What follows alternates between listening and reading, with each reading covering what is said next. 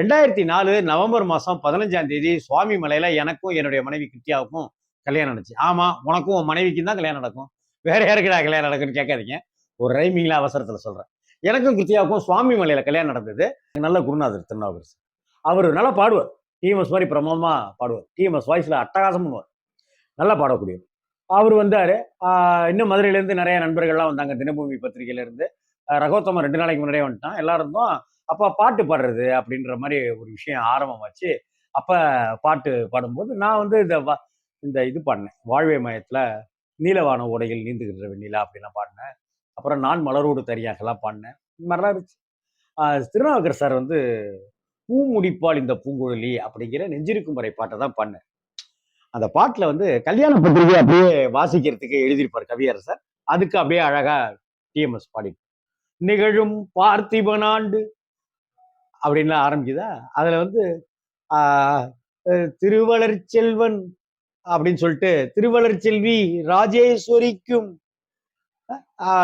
இந்த இதுல சுபயோகத்துல கல்யாணம் தங்கள் நல்வரவை விரும்பும் அப்படின்னு இதெல்லாம் பாட்டுக்குள்ளார பூமுழிப்பாள் இந்த பூங்குழலி அப்படின்ற வர பாட்டுல இது எல்லாமே கல்யாண பத்திரிகையே வரும்.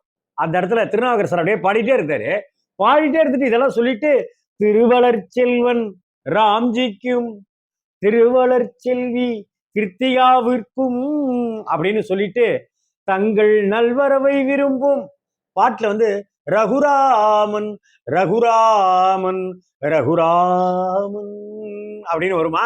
இவர் என்ன பண்ணிட்டாரு திருநாவுக்கரசர் சாமர்த்தியமா டக்குன்னு அந்த இடத்துல தங்கள் நல்வரவை விரும்பும் ரகோத்தமன் ரகோத்தமன் ரகோத்தமன் அப்படின்னு வந்தப்ப அவர் பாடின விதத்துக்காகவும் அவர் அப்படியே டிஎம்எஸ் குரலை கொண்டு வந்ததுக்காகவும் இந்த பாட்டை பாடி நெகிழ வச்சதுக்காகவும் அந்த பாட்டினுடைய அப்படியே வரிகள் எல்லாத்தையும் உல்டா புல்டா பண்ணி ராம்ஜி கிருத்தியார்லாம் கொண்டு வந்து ரகோத்தமன் சொன்னதுக்காகவும் இது அப்படியே அந்த அந்த ஏரியாவே அந்த கல்யாண வீடே வந்து இன்னும் கலகலன்னு கொண்டாடப்பட்டதுங்கிறதுக்கு அந்த பாட்டு ஒரு காரணம்.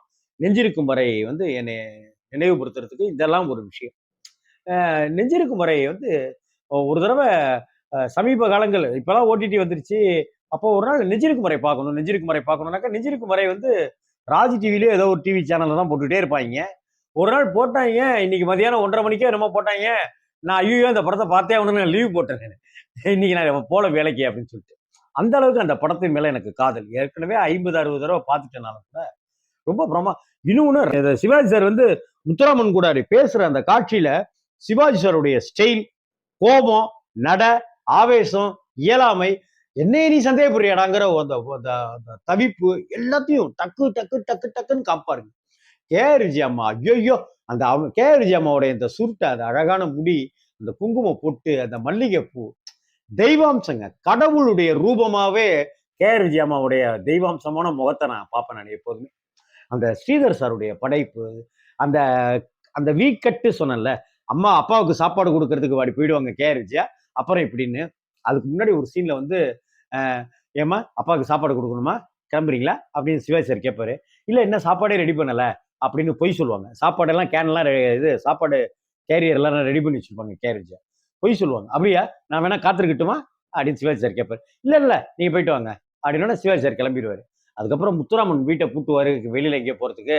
ஏங்க எனக்கு கொஞ்சம் துணைக்கு வாங்க அப்படின்னு சொல்லிட்டு வழிய முத்துராமனை கூப்பிடுவாங்க. உடனே முத்துராமனும் துணைக்கு வருவாரு. அங்க ரவுடிங்க எல்லாம் அதே போல நின்றுட்டு இருப்பானுங்க. அதை தாண்டி போகும்போது இதே போல வீ கட்டுவார்.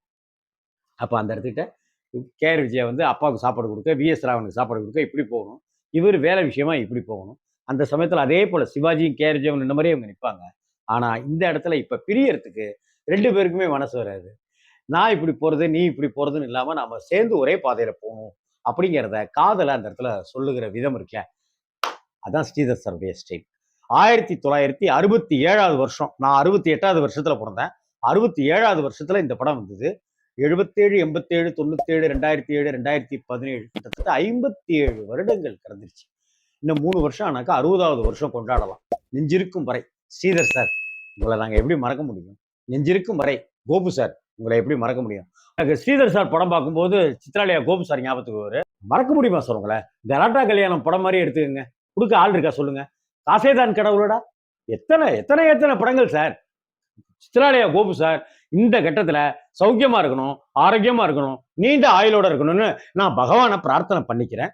எல்லோரும் அவருக்காக பிரார்த்தனை செய்வோம். ஸ்ரீதர் சார், கோபு சார் யாரால மறக்க முடியும்? நெஞ்சிருக்கும் வரை இந்த படம் நம்ம நினைவுல அப்படியே உட்கார்ந்துரும்.